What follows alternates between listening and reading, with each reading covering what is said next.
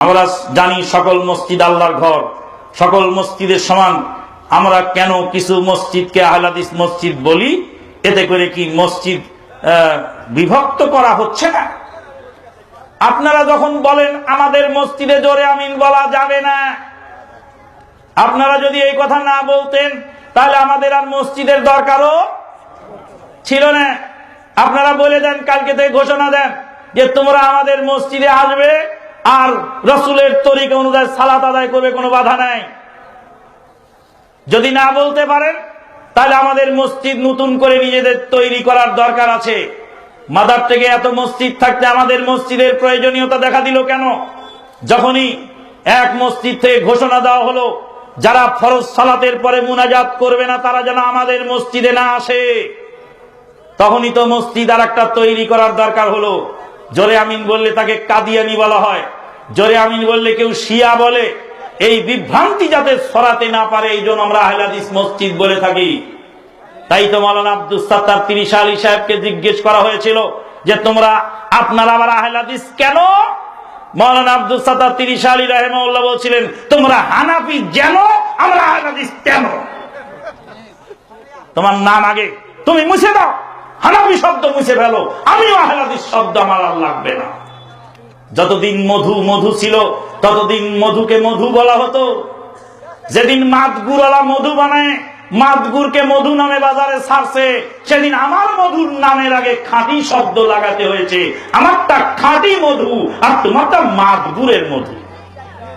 মাদগুরওয়ালা মধু না বানালে মধুর নামের আগে আর খাঁটি শব্দের দরকার ছিল না। মধুতে ভেজাল ঢুকেছে দেখে খাঁটি শব্দটা মধুর সাথে যোগ লাগাতে হয়েছে।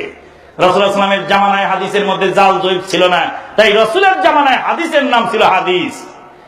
রাসূলের তিরোধানের পরে পরবর্তী জামানায় জাল জৈব হাদিস দিয়ে হাদিস বানানো হয়েছে। জাল জুয়োচ্চুরি হাদিস থেকে পার্থক্য করার জন্য আমার হাদিসের নাম সহিহ হাদিস আর তোমার হাদিসের নাম জাল হাদিস। কথা বোঝা গেল? কোরআন এবং সহিহ হাদিস ভিত্তিক সালাত আদায় করা হয়, এই জন্য আহলে হাদিস মসজিদ নামকরণ করা হয়েছে। রাসূলুল্লাহ সাল্লাল্লাহু আলাইহি ওয়াসাল্লামের জামানাতেও মসজিদের নাম ছিল মসজিদে বানি সালামা, সালামা গোত্রের মসজিদ, মসজিদে কুবা, মসজিদে নববী, মসজিদুল আকসা, মসজিদুল হারাম, মসজিদে নামেরা, মসজিদে খায়েফ। নাম ছিল না? মসজিদের নাম আছে।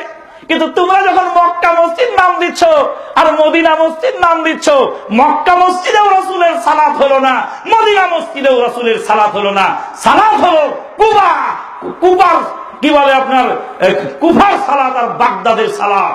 বাগদাদ এবং ইরাকের কুফার সালাত আর নাম দিয়েছে মক্কা মসজিদ। এই যেন কানা ছেলের নাম পদ্মলোচন। ছেলে আমার কানা, নামটা পদ্মলোচন। মদিনার মসজিদ নাম মদিনা মসজিদ, কিন্তু মদিনার আমিন এখানে নাই, মদিনার ইবাদত এখানে নাই, মদিনার রাসূলের তরিকার সালাত নাই, নাম মদিনা মসজিদ। মক্কা মসজিদ, মক্কা মসজিদে আমিন ছিটকে পড়ে, ফুটে পড়ে, দূর থেকে আমিনের আওয়াজ শোনা যায়, শোনেন না? আপনার মসজিদের নাম মক্কা মসজিদ, তখন আপনার ফতুয়া লাগে না। আহলে হাদিস মসজিদ বললে মসজিদকে ভাগ করা হয়েছে, বিষয়টি এমন নয়। আহলে হাদিস মসজিদে কি বলা আছে যেখানে অন্যান্য মাযহাবের লোকেরা আসতে পারবে না? কোন আহলে হাদিস মসজিদে আজ পর্যন্ত বলা হয়নি যে অমুক মাযহাবীরা এখানে আসতে পারবে না। মাযহাবীদের মসজিদেই বলা হয় যারা জোরে আমিন বলবে তারা যেন আমাদের মসজিদে না আসে।